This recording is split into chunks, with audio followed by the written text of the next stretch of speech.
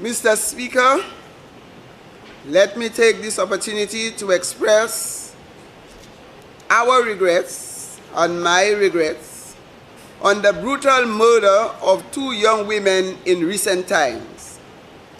It is unfortunate when these incidents happen in our country, and these 2 women go by the name of Alana Bernard and Jolie Williams.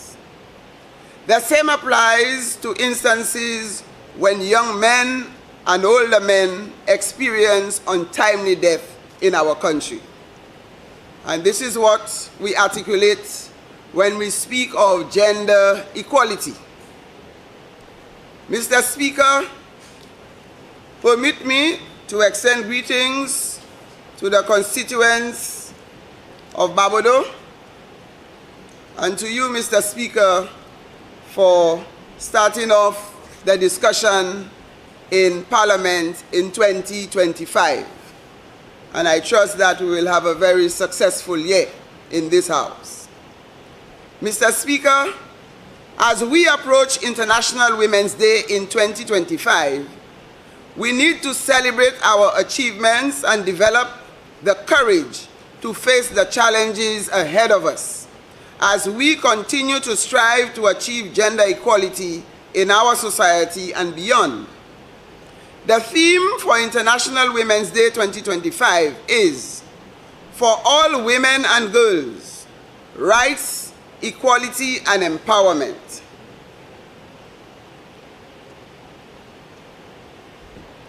For this year, we will start off with a concert at the Cultural Center from 7:30 p.m. by Lady Lynn on March 1st. She has decided to collaborate with the Department of Gender, where she will promote her legacy as a woman who has made her mark in Calypso.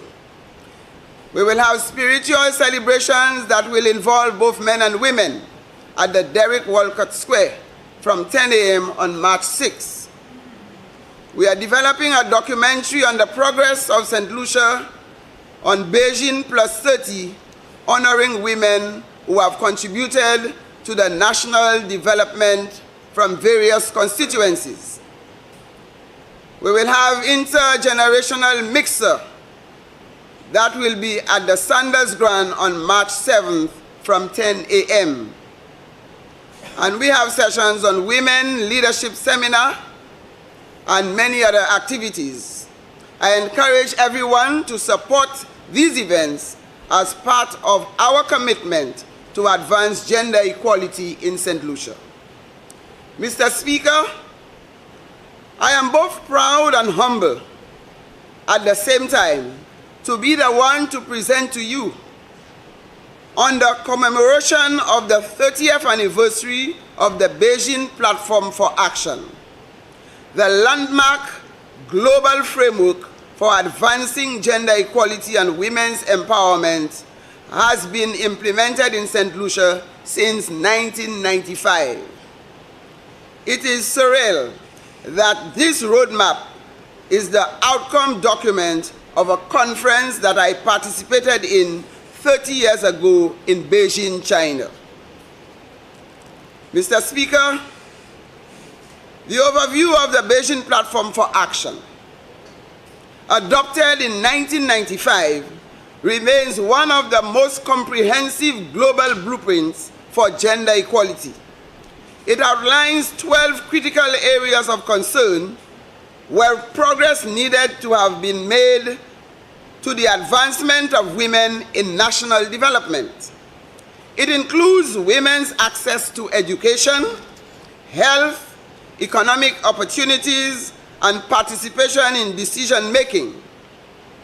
Over the past 3 decades, although St. Lucia has made significant strides in implementing this platform, some challenges remain. However, the progress in advancement of women in St. Lucia since implementing the Platform for Action speaks. And here I highlight in a chronological order from 1995 to 2024. Over the past 30 years, St. Lucia has achieved progress in legislative strengthening, political participation of women, notably in the Senate, economic empowerment, education and skills development, and social protection.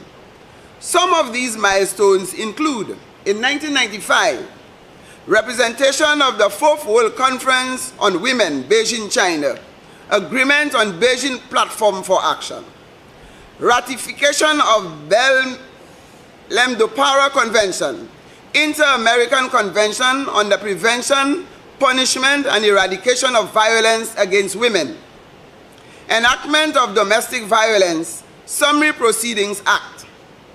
In 1996, we had the enactment of Attachment of Earning Maintenance Act.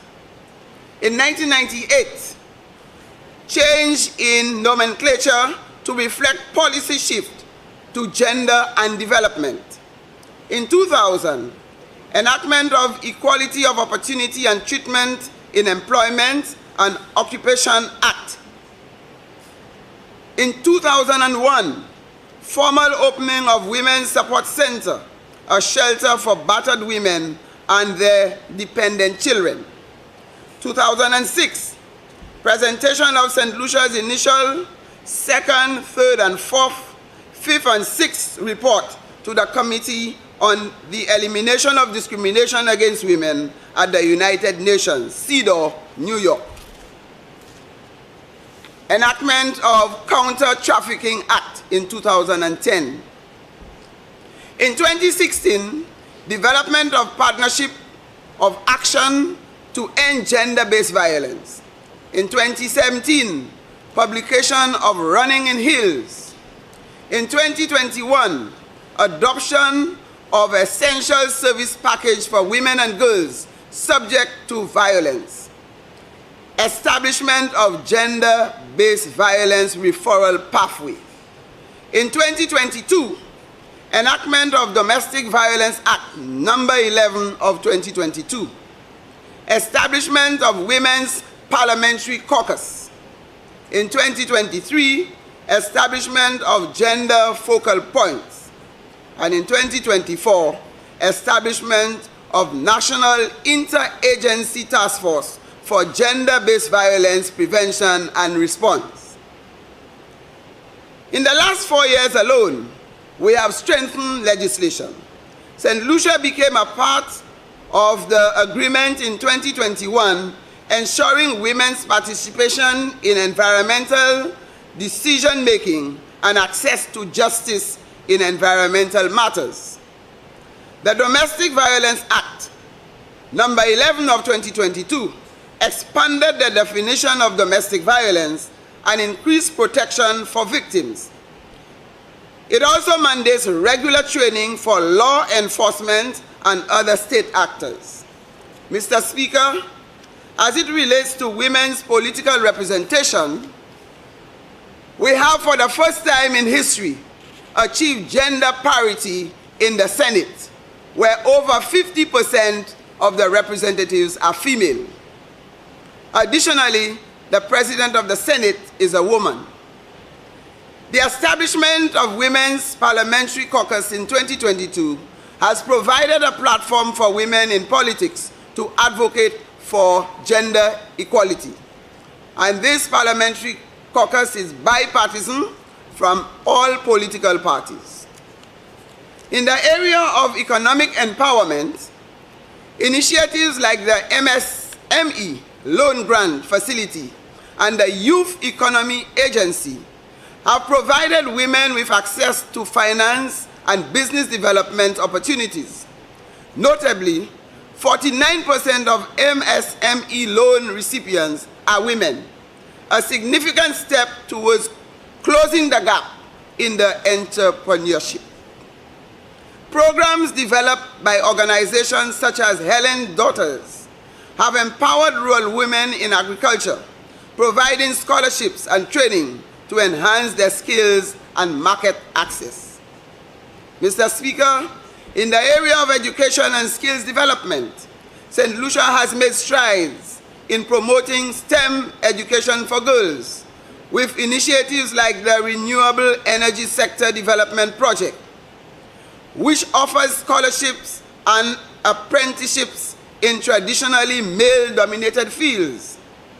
The establishment of technical and vocational education and training, TVET, centers have provided employability for young women, particularly in underserved communities. Mr. Speaker, as it relates to social protection, the introduction of universal health care for pregnant mothers and the removal of VAT on sanitary napkins have improved access to health services and menstrual hygiene products. The Home Health Program and the Disability Grant have provided support for elderly persons and persons with disabilities, many of whom are women. Mr. Speaker, despite these many great gains, it is important to highlight some challenges and setbacks. Gender payback and occupational segregation. Women continue to be overrepresented in the low-paying care sectors, while men dominate higher-paying technical fields. The gender gap in St. Lucia is estimated at 22%, with women earning less than men across various sectors because of the type of work mostly associated to women and those associated with men. Gender-based violence, COVID-19 pandemic, exacerbated gender-based violence with an alarming increase in intimate partner violence and women's death due to murder. Unpaid care work. Women bear the brunt of unpaid care and domestic work, which limits the participation in the formal economy. The pandemic highlighted the need for policies to recognize, reduce, and redistribute this burden on women. We welcome the minimum wage, which has certainly improved the quality of life of many women. Poor media representation of women. Women continue to be stereotyped in the media, often portrayed as objects of pleasure rather than as leaders and professionals. This perpetuates harmful gender norms and limits women's visibility in decision-making roles. Pushback on gender equality. There is a growing perception that women's empowerment threatens men's stability, leading to resistance against gender equality initiatives. This pushback undermines progress and requires targeted intervention to address them.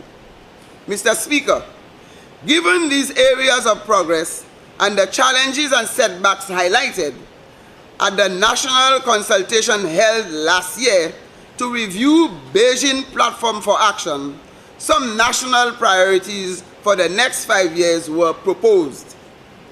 Unpaid care and domestic work. Implementing policies to recognize, reduce, and redistribute unpaid care work, including expanding affordable childcare services.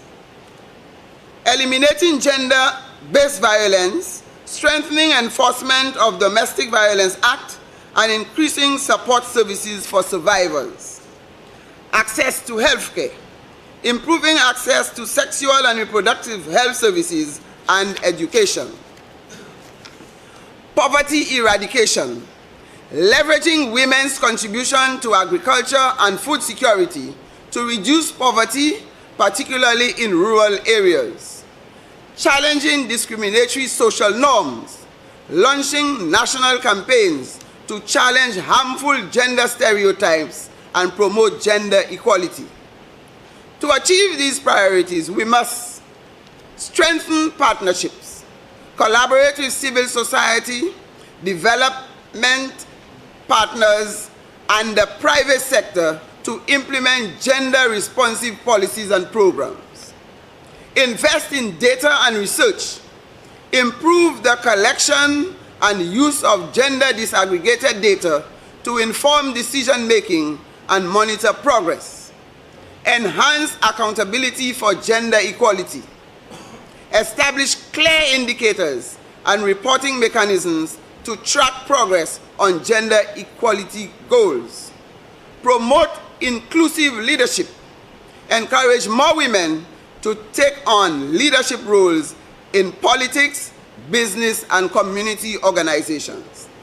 In conclusion, Mr. Speaker, the 30th anniversary of the Beijing Platform for Action is not just a time for reflection, but also a call for action. Gender equality is not a woman's issue. It is a societal imperative that benefits everyone.